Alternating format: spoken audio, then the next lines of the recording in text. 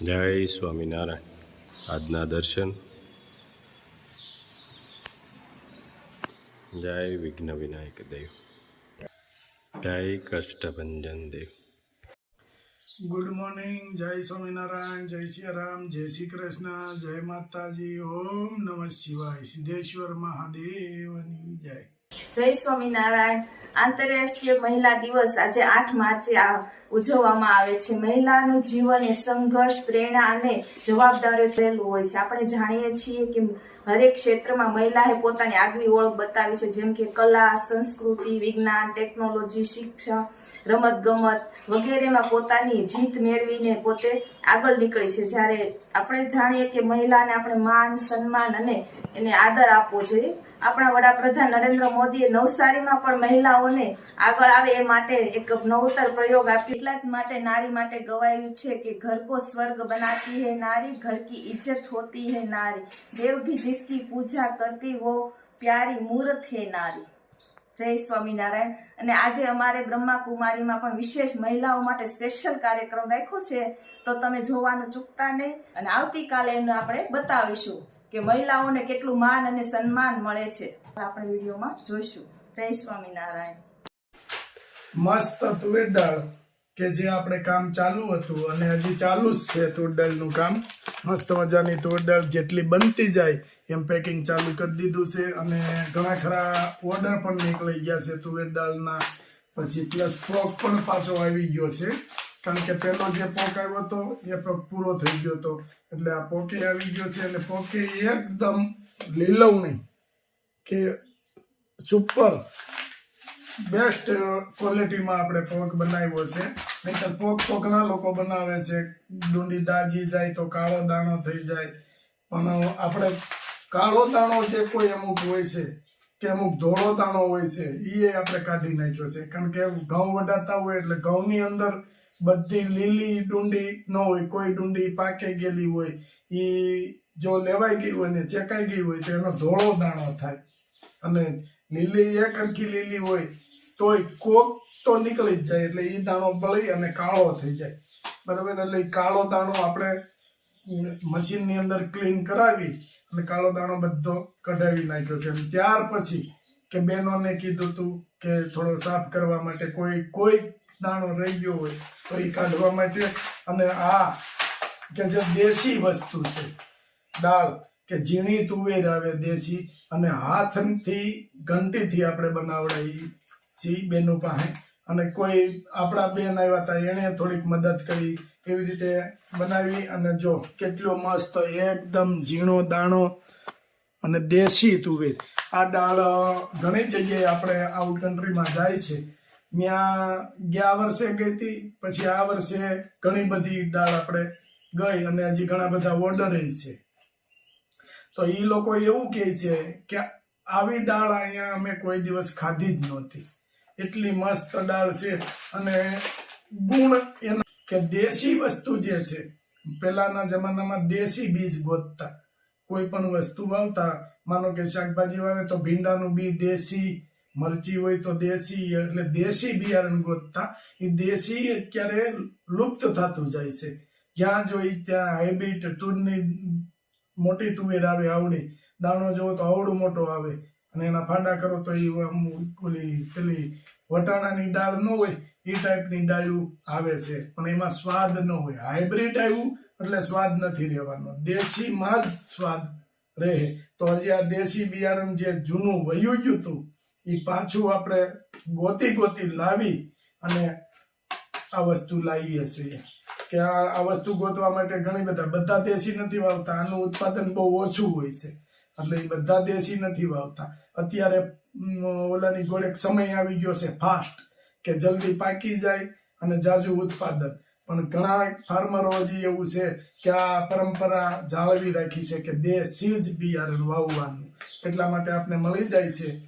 અને મરચું આપણું કે 1 નંબર, જે આપણે પહેલેથી આપણે મરચું જે બનાવેલા લઈએ છીએ ફાર્મર પાસેથી, ગાય આધારિત ખેતીનું મરચું, હળદર, તો એ મરચું આપણું કમ્પ્લીટ થઈ ગયું છે. ઇન કેસ કાલે બધું પેકિંગ થઈ અને આવી જશે અહીંયા. અને આપણે મરચાની અંદર કે 2% જ આપણે મોણ આપીએ છીએ. પછી 1 કિલો મરચું હોય ને તમે 100 ગ્રામ મોણ આપો તો એ ગ્રાહકને ઓલું મોંઘું પડે અને મરચું લચકા જેવું રહે. પછી વધારાનું મોણ જે કંઈ તમારે આપવું હોય એ તમે ઘરે આપી શકો છો, પણ આપણું 2% દેવું પડે. અને એ 2% મોણ આપણે હુકામ આપીએ છીએ કે બેનુંને પેકિંગ કરવું હોય કે કરવું હોય તો એ મરચું ઉડે બહુ, એટલે કોઈ બેનું કામ કરવા આવે નહીં.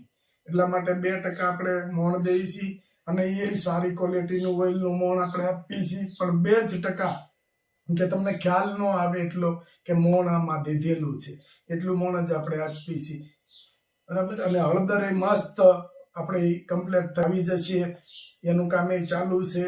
એટલે બસ હવે 1 કે 2 દિવસમાં બધા મસાલા આવી જશે. જો કોઈને ઓર્ડર આપવો હોય એ 2 દિવસ અત્યારથી ઓર્ડર આપવાનું ચાલુ આવવા જ મળ્યા છે, પણ આગળ કોઈને ઓર્ડર આપવો હોય તો ઓર્ડર લેવાનું કામ ચાલુ છે. જય સ્વામિનારાયણ. જય સ્વામિનારાયણ ભાભી.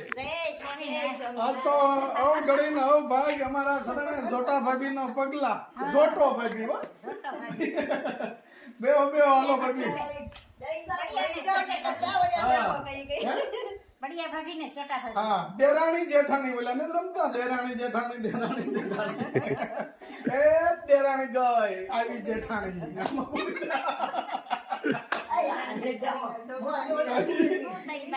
બસ આનંદ હું તમે કયો નવીન માં હજી આગળ સંભાળતા જ તા હો તમને.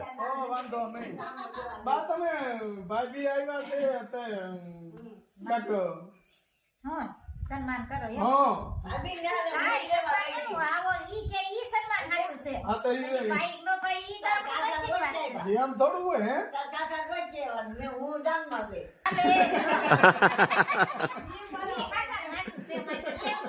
ઓયો ભાઈ આવો હું તારી બાઈક જો લે બાકી કઈ નથી. વાવણા ને બેકી ચાર જ છે. હાલે લે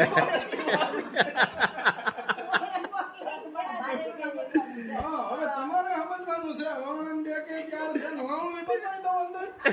વાવણું તો હાઈ ક્લાસ છે. હા, ભાભીના બેન પહેરે એવું જ વાવણું છે. હાલે લે હે ના આમ જો આ બધી સામગ્રી હોય. વાવણાની બેકી ચાર જ છે.